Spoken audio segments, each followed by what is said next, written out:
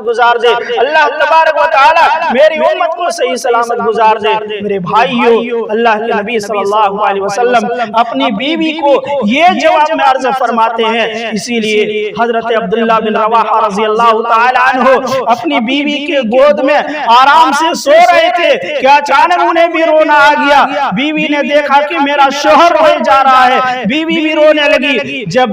ان کی ہچکیاں بند ہوئی، جب ان کا رونا بند ہوا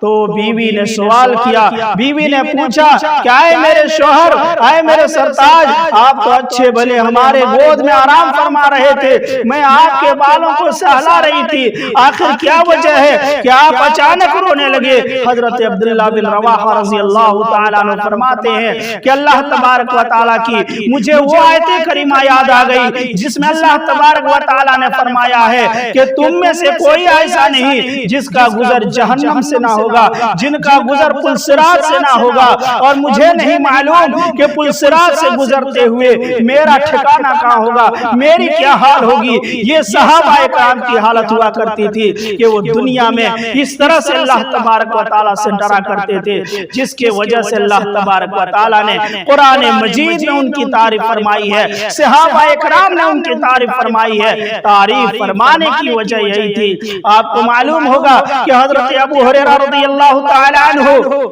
جنہوں نے سب سے زیادہ حدیثیں اللہ کے نبی صلی اللہ علیہ وسلم سے سماع فرمایا ہے، آپ دو چار حدیثیں پڑھیں گے تو ان میں سے ایک ابو ہریرہ کا نام ضرور آئے گا۔ وہی حضرت ابو ہریرہ رضی اللہ تعالیٰ عنہ جب ان کی آخری وقت چل رہا ہے، ان کی سانسیں چل رہی ہیں، دوسرے ملاقاتی لوگ آ رہے ہیں، دوسرے صحابہ کرام آ رہے ہیں، حضرت ابو ہریرہ رضی اللہ تعالیٰ عنہ سے ملاقات کر رہے ہیں، دیکھ رہے کہ حضرت ابو ہریرہ رضی اللہ تعالیٰ عنہ زار و قطار ہو رہے ہیں۔ صحابہ اکرام نے کہا کہ اے ابو ہریرہ تم رو رہے ہو؟ جن کا اٹھنا بیٹھنا، جن کا سونا جاگنا، جن کا کھانا پینا اللہ کے نبی صلی اللہ علیہ وسلم کے ساتھ ہوتا ہو، اور تم رو رہے ہو؟ کیا دنیا چھوٹ رہی ہے اس لیے رو رہے ہو؟ کیا دنیا تم سے جدا ہو رہی ہے اس لیے رو رہے ہو؟ کیا تم دنیا سے چلے جاؤ گے اس لیے رو رہے ہو؟ حضرت ابو ہریرہ رضی اللہ تعالیٰ عنہ فرماتے ہیں نہیں میرے بھائی، نہیں میرے بھائی، میں اس لیے نہیں رو رہا ہوں کہ مجھ سے دنیا چھوٹ جائے گی، میں دنیا سے چلا جاؤں گا، میں اس لیے رو رہا ہوں کہ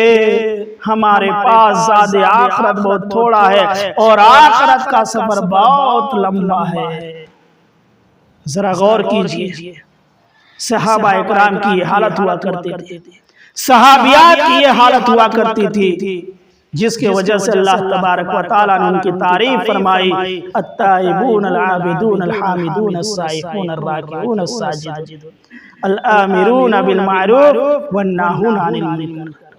اس لیے ہم سب کو چاہیے کہ اللہ کے نبی صلی اللہ علیہ وسلم نے ہمارے لیے چھوٹے چھوٹے نسخے بتلائے ہیں، اور ان نسخوں کے ذریعے ہم نیکیوں کا انبار لگا سکتے ہیں، ہم نیکیوں کا پہاڑ بنا سکتے ہیں۔ آپ ایک چھوٹی سی مثال لے لیجئے کہ اذان ہوتی ہے، جہاں اذان دینے کی بہت زیادہ فضیلت ہے، اذان سن کر کے اس کا جواب دینے کی فضیلت ہے، اور اذان ختم ہونے کے بعد اگر کوئی آدمی ایک مرتبہ درود شریف پڑھتا ہے اور پھر اس دعا کو پڑھتا ہے جو چند کلمات پر مشتمل ہے، اور وہ دعا کیا ہے؟ اللہم رب هذه الدعوة التامة والصلاة القائمة آت محمدا الوسیلة والفضیلة وابعثه مقاما محمودا الذی وعدته۔ اللہ کے نبی صلی اللہ علیہ وسلم اپنی امت کو یہ خوشخبری سنا رہے ہیں، حلت له شفاعتی یوم القیامہ، کہ جنہوں نے یہ دعا پڑھی کل قیامت کے دن وہ شخص کے لیے میری شفاعت حلال ہو جائے گی۔ اللہ اکبر۔ بس چند جملہ ہے،